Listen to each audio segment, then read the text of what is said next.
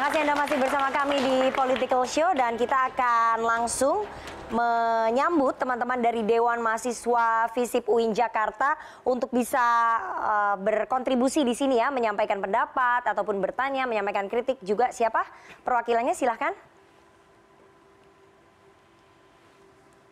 Selamat malam semua, perkenalkan saya Siti Olvi dari mahasiswa FISIP UIN Jakarta. Saya dari Dema FISIP UIN Jakarta. Izin bertanya, apakah tepat bagi Nahdlatul Ulama untuk menjadi pengelola pertambangan dalam upayanya memperjuangkan isu lingkungan? Mengingat dampak negatif pertambangan yang seringkali menjadi sumber utama kerusakan lingkungan. Bagaimana NU bisa menyeimbangkan peran sebagai pengelola dengan komitmennya terhadap pelestarian lingkungan. Terima kasih. Menarik, jadi bagaimana menjadi pengawas dan juga pengelola, ini kan dua hal yang sulit ya. Satu lagi siapa?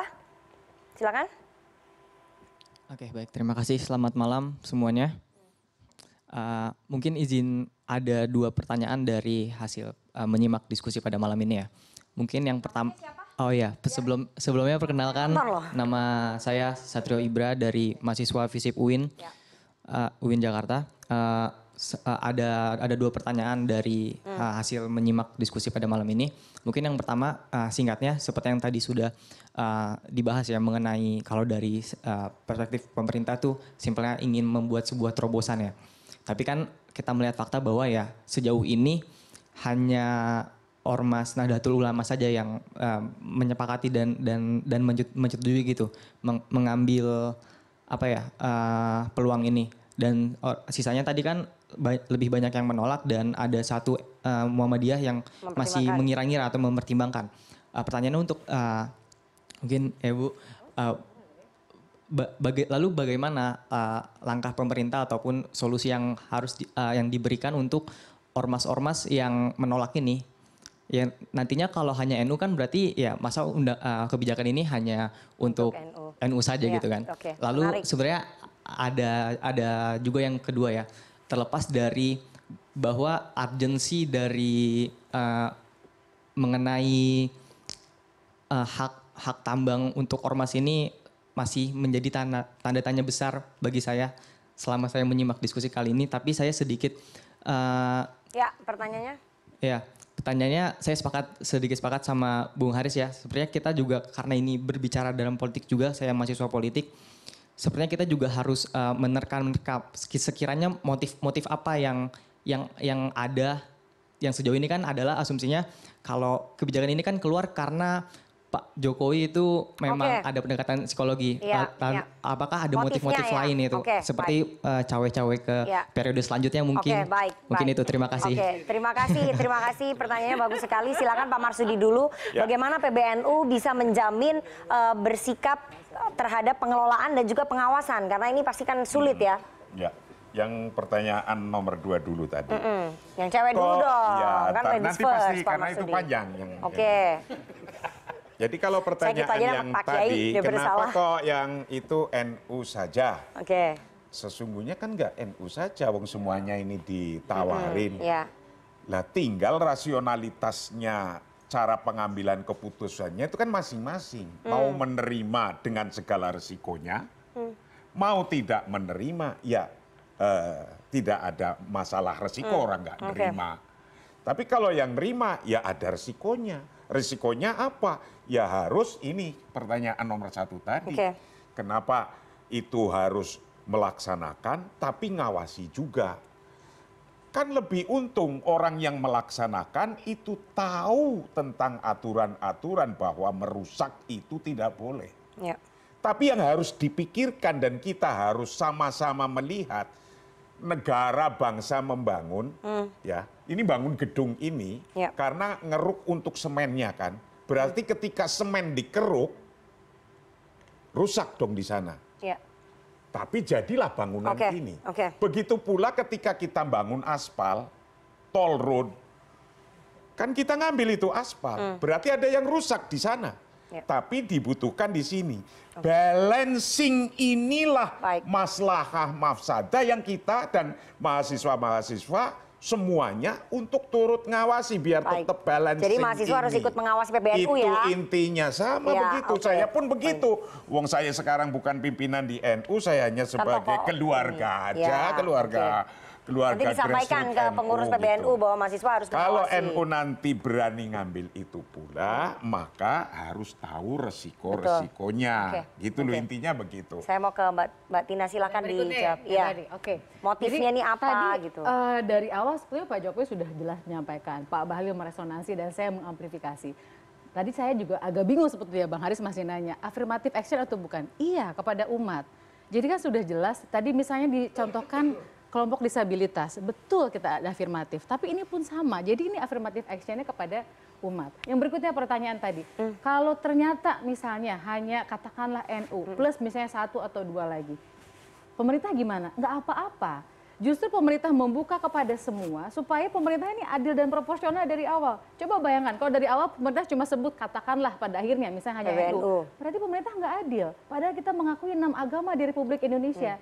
Jadi kita buka secara terbuka kepada seluruh ormas keagamaan yang nanti prosesnya bermohon kepada pemerintah. Kayak teman-teman deh, UIN Jakarta nih ya, ini kan terpilih teman-teman. Dibuka nggak kesempatan kepada seluruh lulusan SMA? Dibuka. Begitu daftar, lulus semua nggak? Enggak, ada syaratnya sama ini juga. Kira-kira analogi seperti itu. Nah, yang berikutnya, saya berharap jika nanti sudah ada yang menerima. Kira-kira PBNU lulus nggak, Mbak? Ada yang menerima dan tidak menerima.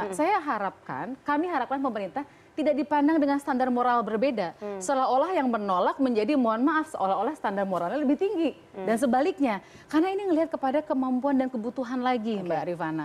Sama seperti halnya kita misalnya memberikan subsidi, ada subsidinya misalnya apa? Motor listrik gitu. Kalau yang rumahnya nggak perlu motor, kalau dia nolak, menurut kita bukan berarti keren-keren banget ya, memang dia nggak layak gitu buat ngambil itu. Pertanyaan saya sebentar, listrik, gitu. Pak Marsudi, waktu kita udah habis ya, saya ingin tanya, PBNU pasti lulus dong? Kan ini sebetulnya izin tambang ini dijanjikan Pak Jokowi kepada PBNU sebelumnya. Karena sudah permohonan dan sudah melewati proses. Jadi sudah pasti lulus. Sudah menyampaikan bahwa insya Allah dalam pekan-pekan depan sudah selesai WUPK-nya dan juga kemudian disusul dengan IUP-nya. Dan memang Perpres, Permen itu memang akan dikelola sedemikian rupa. Jadi malam hari ini ada kesempatan yang baik. Setelah Bang Haris nih, ada dari NGO manapun memberikan masukan, silahkan. Baik. Dalam tata kelolanya. Baik, Romo Beni, bahwa jangan pemerintah diberikan standar ganda ataupun yang menerima ada standar ganda tentang moral begitu ya. Yang menolak seolah-olah standar moralnya lebih tinggi daripada yang menerima gitu. Kan nggak ada yang mengatakan itu.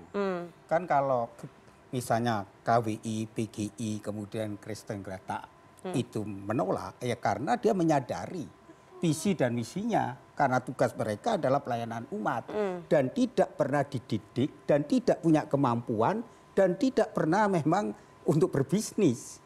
Karena tata kelola tambang ini membutuhkan keterampilan dan kalau orang tidak terampil ya pasti kejoblos gitu loh.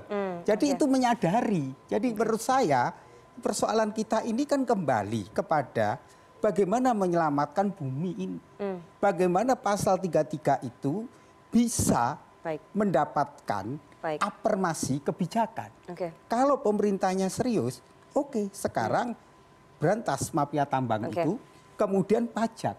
Kasus timah berapa triliun? Itu kan menunjukkan kalau itu dikelola dengan baik, rakyatnya sejahtera. Lah ini yang sebenarnya salah satu cara untuk itu adalah korupsi. Harus diatasi. Baik, Mas Haris singkat saja ya, tinggal 1 menit. Menurut saya aturannya yang mudorot. Nggak penting. Perlu nggak diuji materi? Karena beberapa pengamat mengatakan perlu diuji materi ke Mahkamah Konstitusi. Tapi itu kalau simplifikasi. Maksudnya forum kayak gini kan forum uji debat, uji konten. Kalau saya mau bilang regulasinya yang mudorot.